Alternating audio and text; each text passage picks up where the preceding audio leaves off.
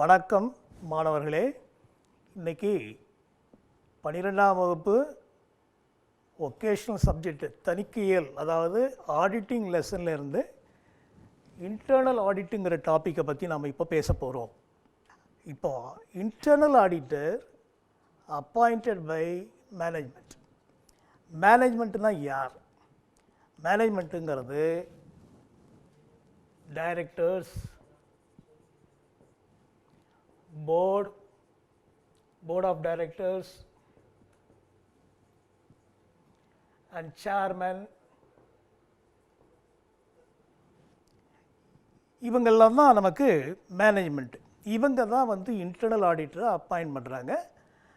Companies act 2013 auditor அப்படின்னு சொன்னால் he must be qualified in chartered accountant. Chartered accountant குவாலிஃபைடாக இருக்கிறவங்க தான் ஆடிட்டராக இருக்கணும்னு கம்பெனிஸ் ஆக்ட் சொல்லியிருக்கு. பட் இன்டர்னல் ஆடிட்டருக்கு அது மாதிரியான குவாலிஃபிகேஷன் தேவையில்லை. அவர் நிர்வாகத்தால், மேனேஜ்மெண்ட்டால் அப்பாயிண்ட் ஆகிறதுனால அவங்களுக்கு நம்பிக்கைக்கு பாத்திரமான ஆளுங்களாக தான் அவங்க அப்பாயிண்ட் பண்ணுவாங்க.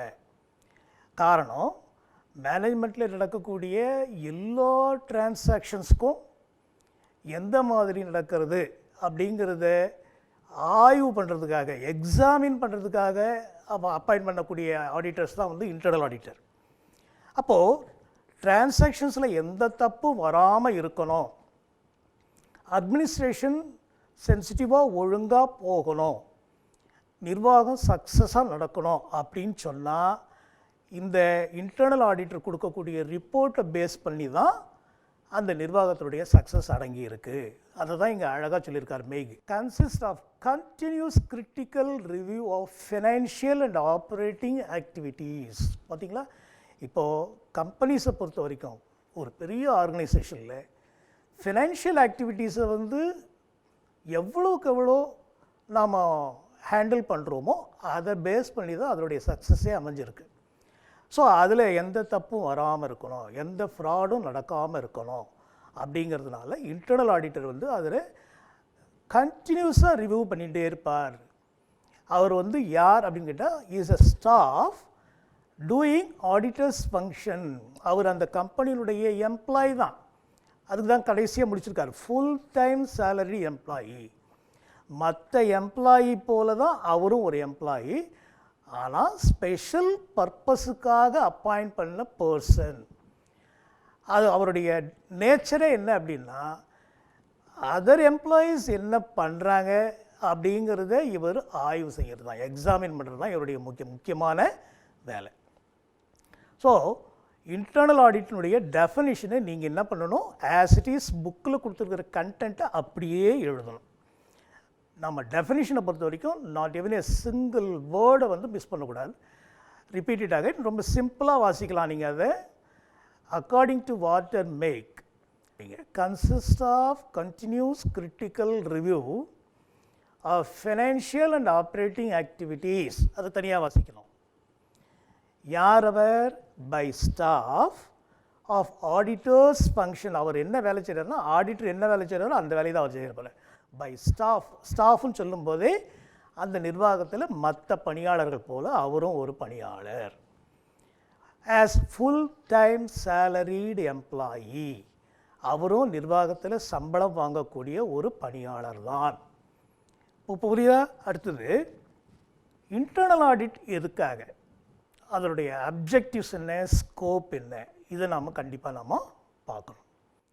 First thing, verify accuracy of accounts.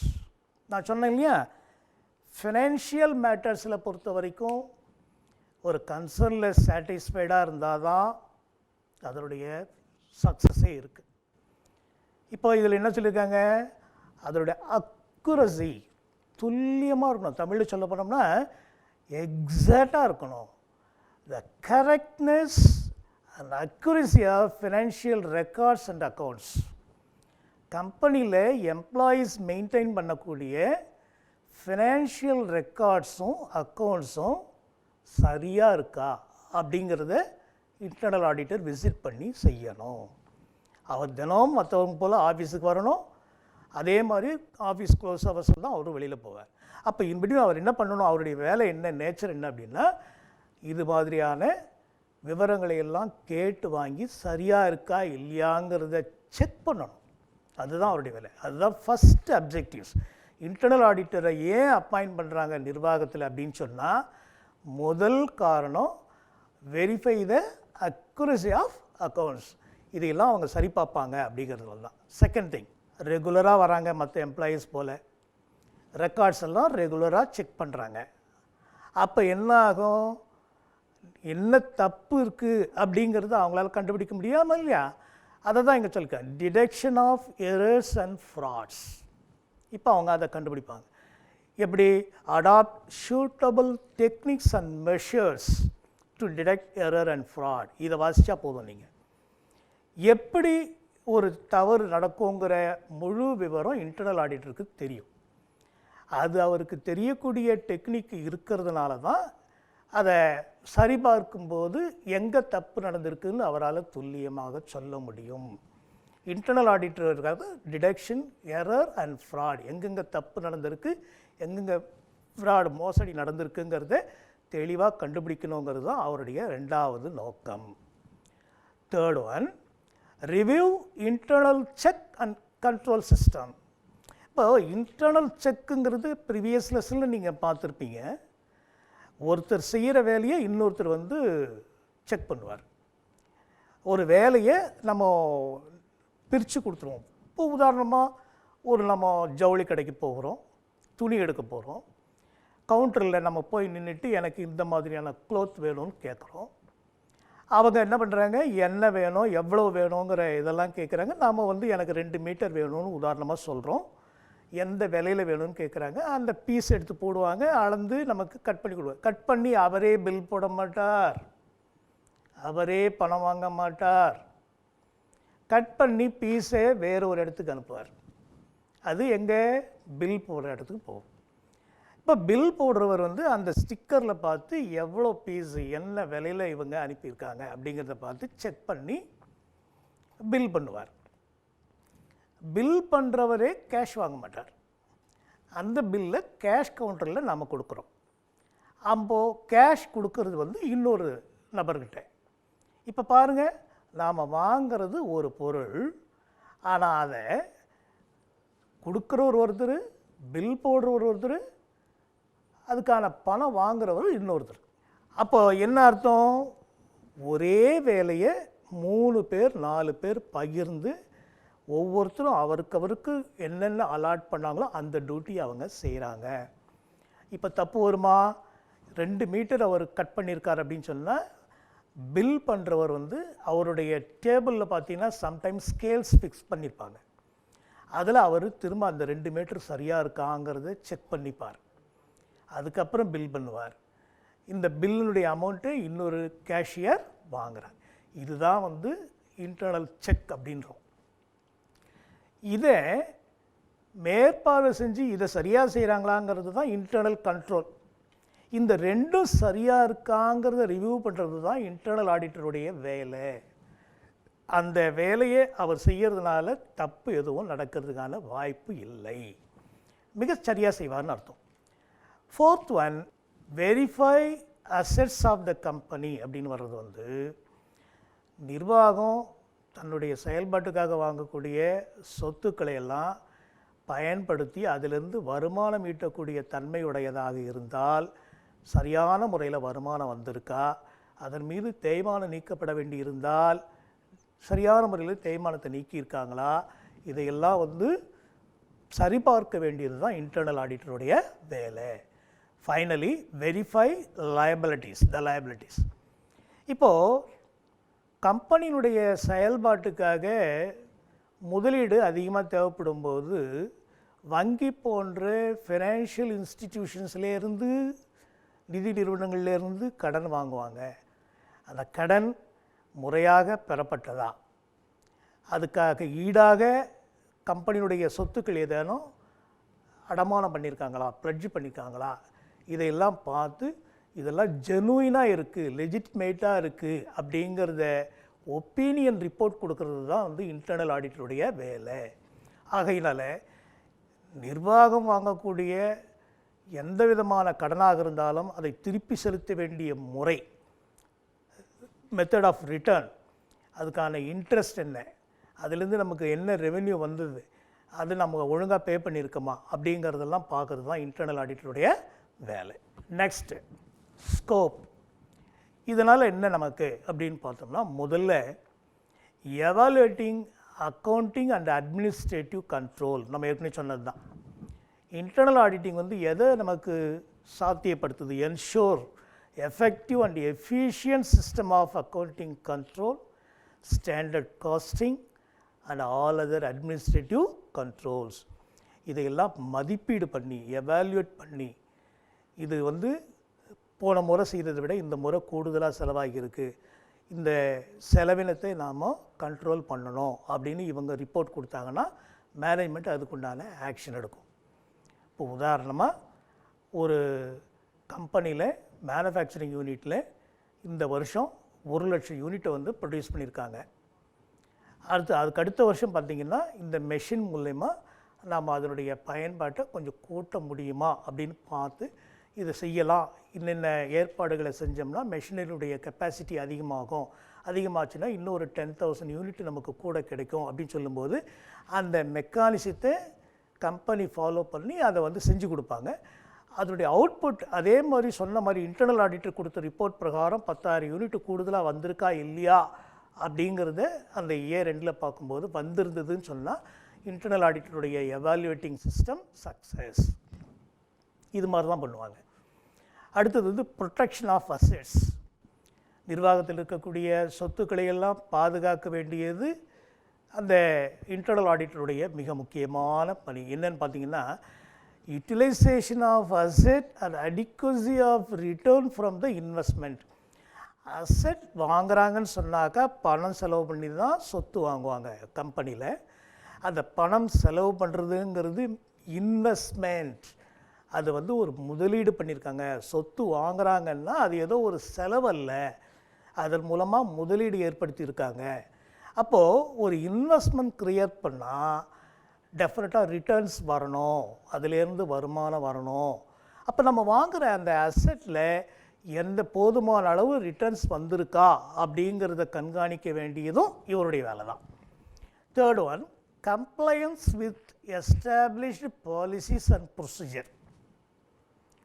ஒரு கம்பெனி சக்ஸஸ் ஆகணும்னா முதல் வேலை டாப் மேனேஜ்மெண்ட் செய்ய வேண்டியது பாலிசி கிரியேஷன். பாலிசி தான் முக்கியம். எந்த மாதிரியான கொள்கைகளை அந்த நிர்வாகம் கடைபிடிக்கிறது, அதுக்கான ப்ரொசீஜர் என்ன, அதை சம்மந்தப்படுத்தி தான் மற்ற அதர் டிரான்சாக்ஷன்ஸ் எல்லாம் அமையணும். மற்ற இதெல்லாம் வந்து அது சம்மந்தமாக தான் நகரணும். இப்போ உதாரணமாக ஒரு ஸ்கூல் இருக்குது அப்படின்னு சொன்னால், ஸ்கூல் அதனுடைய பாலிசி அப்படின்னா 10% ரிசல்ட் கொடுக்கணும் அப்படின்னு வச்சுப்போம். அப்போது 10% ரிசல்ட் கொடுக்கணுன்னா என்ன பண்ணணுங்கிறத ஜூன்லேருந்து பிளான் பண்ணி மார்ச் முடிய அந்த பிள்ளைங்களுக்கு என்னென்ன டெஸ்ட்டு, வீக் டெஸ்ட் வைக்கிறது, ஸ்லிப் டெஸ்ட் வைக்கிறது, இந்த மாதிரிலாம் செய்யணும். இது வந்து நீ வந்து ஸ்கூல் வந்தாலும் வரலனாலும் கவலை இல்லை அப்படின்னு சொன்னால் அது பாலிசியிலேருந்து நம்ம விலகி போகிற மாதிரி.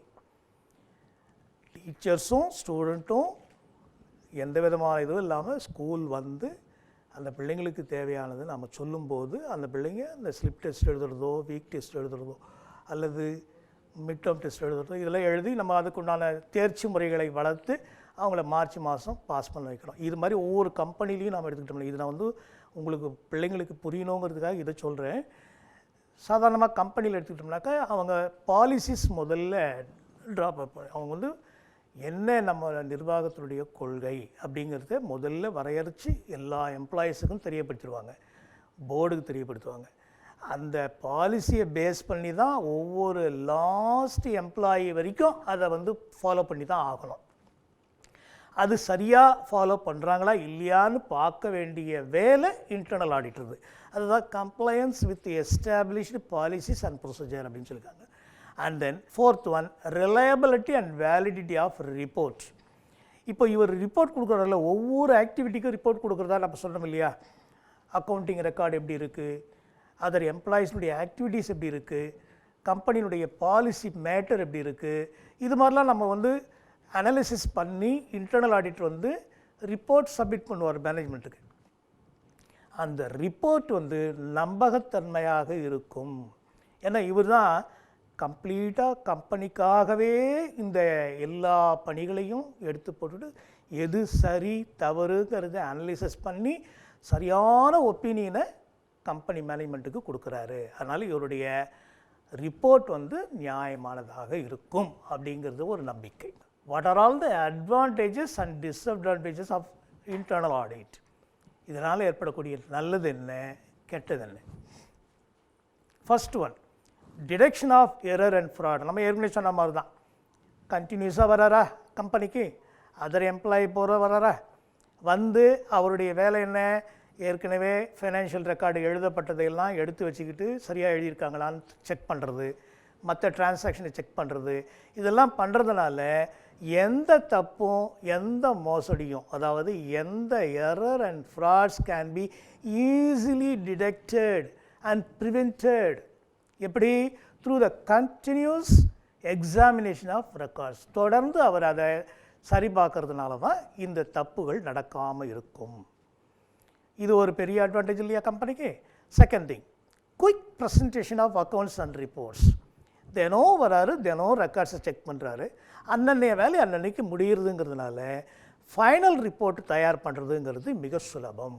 அதனால தான் quick presentation of accounts and reports. இது வந்து second scope. Transactions and postings reviewed on regular basis which facilitate quick presentation of accounts and reports to the management. Third one, advisory services to management.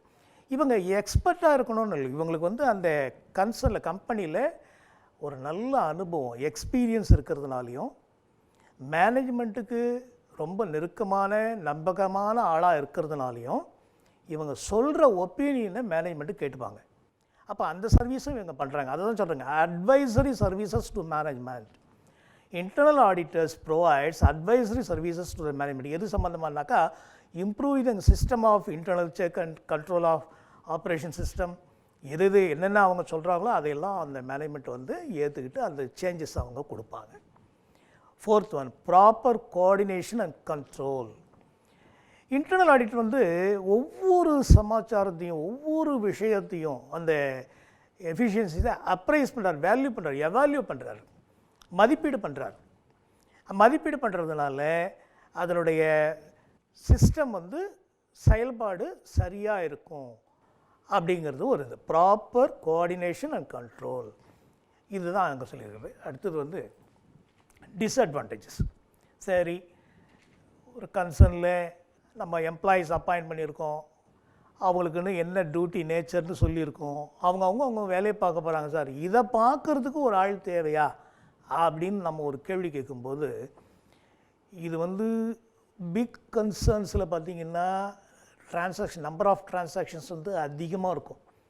சரி, இந்த மாதிரி internal auditor appoint பண்ணி சம்பளம் கொடுத்துட்டுருக்கணுன்னாக்கா கண்டிப்பாக கம்பெனிக்கு அது ஒரு பெரிய செலவு தானே. So high cost of establishing and internal audit is very expensive. செலவு தான், ஆனாலும் இது வந்து நல்லது, பிக் கன்சர்னுக்கு இது நல்லது. ரெண்டாவது, அன்சூட்டபிள் ஃபார் ஸ்மால் ஆர்கனைசேஷன். செலவு அதிகமாக செய்யப்படும் போது சின்ன சின்ன கம்பெனிங்க அதை சமாளிக்க முடியாது, அதனால் அது தேவையில்லை. நேரடியாக நிர்வாகமே மேனேஜ்மெண்ட்டே கூட இந்த மாதிரியான வேலைகளை எடுத்து போட்டுட்டு செய்யலாம். இதுக்காக தனி டீம் அப்பாயின்ட் பண்ண தேவையில்லை. இது ஸ்மால் ஆர்கனைசேஷனுக்கு நாட் சூட்டபிள். அதுதான், internal audit is very expensive, so not suitable for small organisations. Third one, unreliable opinion. இது எப்படி சாத்தியம்? இன்டர்னல் ஆடிட்டரும் ஒரு எம்ப்ளாயி தானே சார், அவர் வந்து ஒரு ஒப்பீனியன் கொடுக்குறார் அப்படின்னும்போது அதை நம்ம எப்படி பெருசாக எடுத்துக்க முடியும்? இதை வந்து எடுத்துக்கிட்டு அவங்க சொல்கிற மாதிரி சேஞ்சஸ் பண்ணால் நிர்வாகம் மேபி ஃபெயிலியர் ஆகிறதுக்கு சான்ஸ் இருக்குது, அவங்க ஒன்றும் அப்படி ஒரு திறமையான ஆட்கள் இல்லை அப்படிங்கிற ஒரு ஒப்பீனியன் பேஸில் இன்டர்னல் ஆடிட்டர் கொடுக்கக்கூடிய ஒப்பீனியன்ஸ் நாட் ரிலையபிள், அது ஒரு நம்பகத்தன்மையாக இருக்காது. Finally, lack of expertise. திறமை பார்த்திங்கன்னா அவங்களுக்கு சார்ட்டர்ட் அக்கௌண்டன்ட் கிடையாது, ப்ராப்பர் குவாலிஃபிகேஷன் கிடையாது. ஆகையினால அவங்க எக்ஸ்பர்ட்டாக இருப்பாங்கன்னு நம்ம எதிர்பார்க்கவும் முடியாது. அதனால் என்ன ஆகுது, lack of required skill, they are not professionally qualified. அவங்களுக்கு போதுமான திறமை இருக்கிறதுக்கான வாய்ப்பு இல்லை. இதெல்லாம் தான் சில குறைபாடுகள். ஆனால் இந்த குறைபாடுகள்லாம் அவ்வளோவா பெருசாக கிடையாது. நமக்கு தேவை திறமையான, நிர்வாகத்துக்கு நம்பகமான இன்டர்னல் ஆடிட்டர் இருக்கும்போது நிச்சயமாக அந்த கம்பெனி எந்த விதமான தப்பும் நடக்காமல் சிறப்பாக செயல்படுங்கிறது தான் இன்டர்னல் ஆடிட்டருடைய மிக முக்கியமான சிறப்பம்சம். ஸோ இந்த லெசனில் நீங்கள் பார்க்கணும் அப்படின்னாக்கா, நீங்கள் எக்ஸாம் எழுதும்போது இந்த டெஃபினிஷனை பக்காவாக அதில் இருக்க மாதிரி எழுதிடுங்க. அப்ஜெக்டிவ்ஸ் எழுதும்போது 5 அப்ஜெக்டிவ்ஸ் இருக்குது. You to right any 4. சிம்பிளாக இருக்கிறத நீ நல்லா படிச்சு, நான் உனக்கு டெக்ஸ்ட்டில் இருக்க மாதிரி கொடுக்கல, சிம்பிளாக கொடுத்துருவேன். வெரிஃபை அக்யூரசி ஆஃப் அக்கௌண்ட்ஸ்னு சொல்லும்போது correctness and accuracy of financial records and accounts வாசிக்கிறதுக்கு ஈஸியாக இருக்கும்.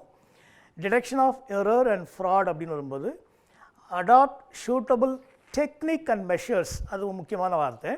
அதை போட்டிங்கனாக்கா மீதி உங்களுக்கு அந்த தலைப்பை பிடிச்சி எழுதிடலாம். Detect error and fraud. Review internal check and control systems இருக்காங்க. அடுத்தது வந்து இப்போ அது கொஞ்சம் உனக்கு கஷ்டமாக இருந்ததுன்னா லாஸ்ட் பாயிண்ட் வெரிஃபை த லயபிலிட்டிஸ். இந்த மாதிரி you to right any 4 points. அது வந்து ரொம்ப சிம்பிளாக இருக்கும். அதுக்கு அடுத்தது ஸ்கோப்புன்னு வரும்போது அதுலேயும் ஒரு 4 பாயிண்ட் தான் இருக்குது. 4ஐயும் நல்லா ஒழுங்காக தெளிவாக கேப் கொடுத்து ஒழுங்காக படித்து நீங்கள் அதை எழுதணும். முதல்ல மீனிங்கை புரிஞ்சுக்கணும். Internal auditing ensures effective and efficient system of accounting control, standard costing and all other administrative controls. சிம்பிளாக இருக்கா?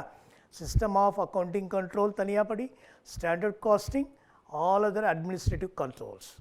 ப்ரொடெக்ஷன் ஆஃப் அசெட்ஸ்னு வரும்போது utilisation of the asset and adequacy of return, இந்த 2 வார்த்தை ரொம்ப முக்கியம். அடுத்தது compliance with established policies and ப்ரொசீஜர்னு வரும்போது அதில் நீ முக்கியமாக எழுத வேண்டியது compliance of predetermined policies, procedures and standard of performance. இந்த 3 வார்த்தையும் முக்கியம். reliability and validity of reportனு வரும்போது reliability of financial and operating reports prepared throughout the enterprises அப்படின்றதையும் எழுதணும்.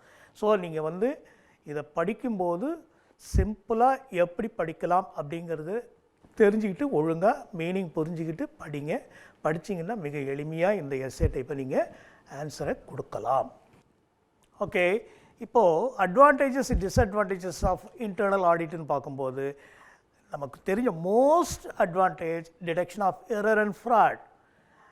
At the same time regular presence இருக்கிறதுனாலையும் அவர் ரெகுலர் எக்ஸாமின் பண்ணுறதுனாலையும் accounts and ரெக்கார்ட்ஸை ரெகுலராக எக்ஸாமின் பண்ணுறதுனாலையும் அவருடைய ரிப்போர்ட் ப்ரெசன்டேஷன் பீயிங் குயிக்லி பார்த்திங்கனாக்கா ரொம்ப சீக்கிரம் கொடுத்துருவார். Third one advisory services to management. நம்ம தான் ஏற்கனவே சொன்னோம், அவர் அப்பாயின்ட் பண்ணுறதே வந்து நம்பகத்தன்மையில் ரொம்ப நெருக்கமானவங்கள அப்பாயின்ட் பண்ணுறதுனால அவங்கக்கிட்டேருந்து போதுமான அறிவுரைகள் வாங்கப்படும்.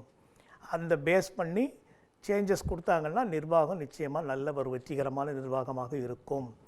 ப்ராப்பர் கோஆர்டினேஷன் அண்ட் கண்ட்ரோல் அப்படின்னு வரும்போது எஃபிஷியன்சி இதெல்லாம் வந்து appraise the value of efficiency. Auditor வந்து என்ன பண்ணுறாரு, இன்டர்னல் ஆடிட்டர் ஏற்கனவே நடந்த சமாச்சாரங்களை எல்லாம் மதிப்பீடு பண்ணி இது திறமையாக நடந்திருக்கு, இதில் கொஞ்சம் சுணக்கம் இருக்குது, இதை கொஞ்சம் திருத்தினா நல்லாயிருக்கும் அப்படிங்கிறது மாதிரி ஒரு மதிப்பீடு பண்ணுறதுனால இந்த சிஸ்டம் மிக மிக அவசியம் தேவை. அதே நேரத்தில் டிஸ்அட்வான்டேஜஸ்ன்னு வரும்போது ஹை காஸ்ட் தேவையில்லை. இந்த மாதிரியான ஒரு எக்ஸ்ட்ரா ஃபிட்டிங்ஸ் கூடுதலான பணியாட்கள் தேவையில்லை அப்படிங்கிறது தான் இதனுடைய ஒப்பீனியன். ஆனால் இது யாருக்கு பொருந்தும் பார்த்தீங்கன்னாக்கா அன்சூட்டபிள் ஃபார் ஸ்மால் ஆர்கனைசேஷன். இது வந்து பெரிய ஆர்கனைசேஷனுக்கு தான் பொருந்தும். சின்ன சின்ன ஆர்கனைசேஷனுக்கெலாம் வந்து இந்த மாதிரி எக்ஸ்ட்ரா செலவு பண்ணி பணியாளர்களை நியமனம் பண்ண வேண்டிய அவசியம் இல்லை. Third one unreliable opinion. இப்போ பார்த்தீங்கன்னா இதில் இருக்கிற ஆடிட்டரில் எல்லாருமே வந்து எம்ப்ளாயீஸ்ன்னு இருக்கிறதுனால அவங்க அப்படி ஒன்றும் சிறப்பாக எதையும் கொடுத்துட போகிறதில்ல. அதனால் அவங்களுடைய ரிப்போர்ட் எல்லாமே வந்து நம்பகமாக இருக்குங்கிறது கிடையாது அப்படிங்கிற மாதிரியான ஒரு ஒப்பீனியன் சொல்லியிருக்காங்க. டிஸ்அட்வான்டேஜ் சொல்லியிருக்காங்க. நம்பகத்தன்மைக்காகத்தான் இன்டர்னல் ஆடிட்டர் அப்பாயின்ட் பண்ணியிருக்காங்க. இது வந்து அன்ரிலையபிள்னு சொல்கிறது வந்து சும்மா எங்கேயோ சில இடங்களில் நடக்கக்கூடிய தவறுகளாக வேண்டுமானாலும் இருக்கலாம். எக்ஸ்பர்டைஸ் இது ஒன்றா சொல்லலாம். Because is not fully qualified, is not fully professionally qualified, is not at all a chartered accountant. அவர் வந்து சார்ட்டட் அக்கௌண்டன்ட் குவாலிஃபை பண்ணாதனால ஆடிட் டியூட்டி பார்க்கறதுக்கான முழு தகுதி அவருக்கு இல்லை. So is not at all an expert. அதை தான் இங்கே சொல்லியிருக்காங்க. Internal audit staff lacks required skill and they are not professionally qualified. அவங்க அதுக்கான தகுதியோடு இல்லாததுனால, அந்த படிப்பு படிக்காததுனால, அதில் இருக்கக்கூடிய சூட்சுமங்கள் அவங்களுக்கு தெரியாதுங்கிறதுனால நிச்சயமாக அவங்களால திறமையாக செயல்படுங்கிறத நம்மளால் ஏற்றுக்கவே முடியாது. இது ஒரு பெரிய டிஸ்அட்வான்டேஜ். ஸோ நீங்கள் இப்போ சொல்லியிருக்கிற அத்தனை பாயிண்ட்ஸையும் ஒரு கோர்வையாக எழுதினீங்கன்னா அது ஒரு எஸ்ஏ டைப், நம்ம ஒரு ப்ராக்டிக்கல் கொஸ்டின். டெஃபினட்டாக இந்த பற்றி நீங்கள் தெரிஞ்சுக்கணும். இந்த இன்டர்னல் ஆடிட்டை பற்றி எப்போ என்ன எது கேட்டாலும் சொல்லக்கூடிய அளவுக்கு நீங்கள் ஒரு வாரத்தில் ஒரு 3 அல்லது 4 முறை திரும்ப திரும்ப இதை எழுதி ப்ராக்டிஸ் பண்ணணும். நெக்ஸ்ட் ஒரு டாப்பிக்கில் அடுத்த ஒரு நாள் நம்ம மீண்டும் சந்திப்போம். நன்றி.